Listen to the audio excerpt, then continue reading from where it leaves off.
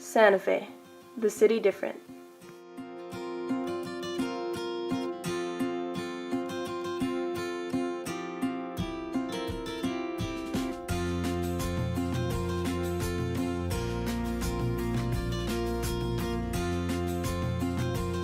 Santa Fe was founded by Don Pedro de Peralta. It was founded in 1610 and was originally named Villa Real de la Santa Fe de Francisco de Asís, which is Spanish for Royal City of the Holy Faith of St. Francis of Assisi. Although Santa Fe was founded in 1610, in 1540 the city was claimed by Don Francisco Vázquez de Coronado for Spain. This was 70 years before it was officially founded. Santa Fe was occupied by a number of Pueblo villages, mostly the Tewa people. They occupied this land from 1050 to 1607. Then, in 1607, Spanish soldiers occupied Santa Fe and they tried to win over the land from the Pueblo Indians. This lasted until 1692. The winning Pueblos then burned down all of the buildings except for the Palace of the Governors, the oldest building in the United States, and the San Miguel Mission. Don Juan de Onate was the first Governor General of New Mexico, although it was not him who established Santa Fe as the capital. It was actually Don Pedro de Peralta. Santa Fe was not always the first capital of New Mexico. It was actually San Juan. This stood 25 miles away from where Santa Fe is now.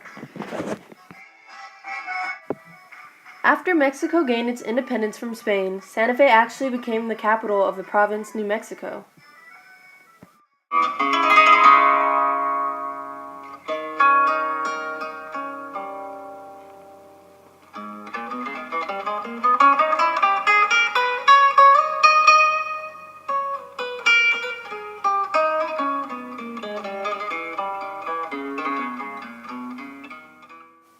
Santa Fe has over 209 things to do. The Loretto Chapel is one of the most top visited places in Santa Fe. The chapel began construction in 1873, then was completed in 1878. The miraculous staircase is now there, and it's a mystery of how it was built.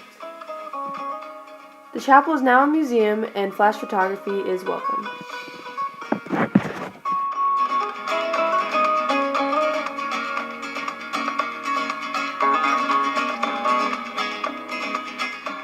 San Miguel Mission was completed in 1626 and is one of the oldest churches in the United States.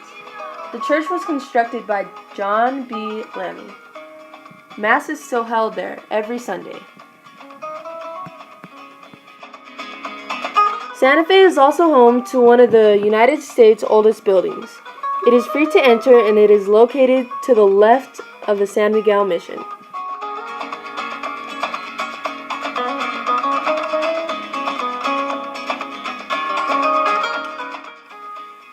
The Palace of the Governors is one of the most important landmarks in Santa Fe's history. It was constructed in 1610 by Peralta. The palace was later restored as a museum in 1914. It still stands today and its sidewalks are used by people who sell jewelry. The palace is noted as one of the oldest continuously full public buildings in America.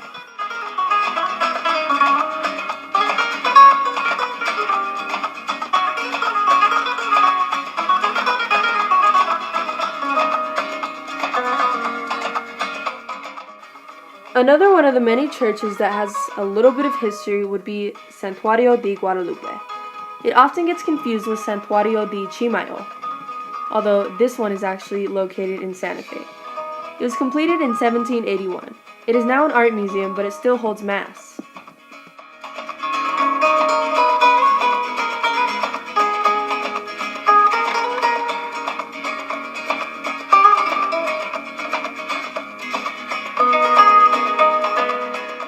The rail yards played a big part in Santa Fe's transportation.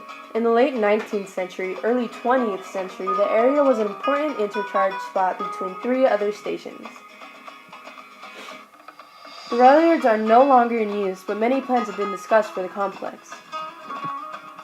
The rail yards are now a place where people can hang out, eat, shop, enjoy entertainment, and they are used for many events.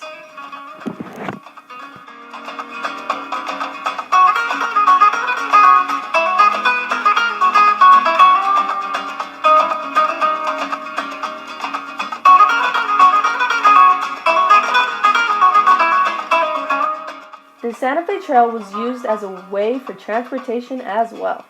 The Santa Fe Trail transported a lot of goods and people. This trail is important to Santa Fe and overall New Mexico because it brought us culture in different languages. This trail actually brought us the English language and the numerican ideas to the Spanish, Mexican, and Native influences.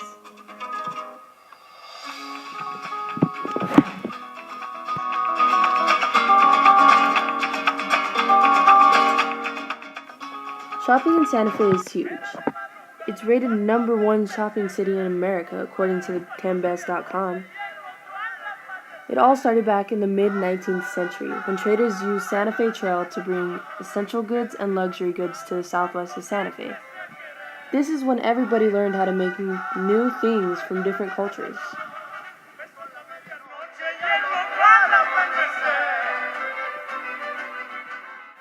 The weather in Santa Fe is almost always good. If it's not, then it's an off day for Santa Fe. Santa Fe is mostly always sunny and perfect weather.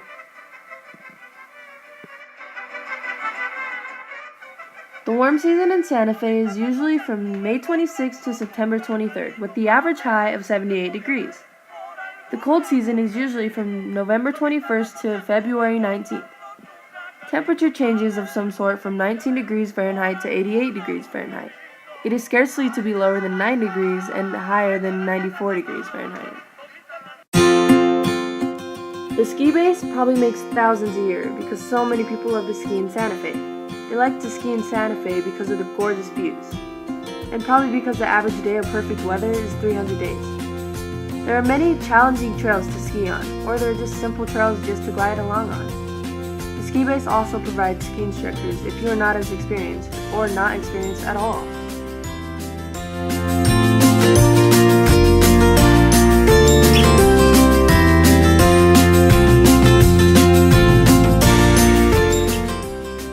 Santa Fe covers all levels of important educations to those who need it, which is everybody.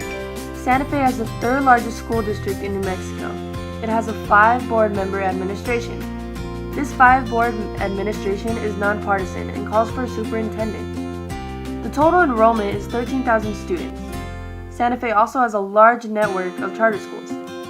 Santa Fe has 20 elementary schools, 4 junior highs, and 3 senior highs.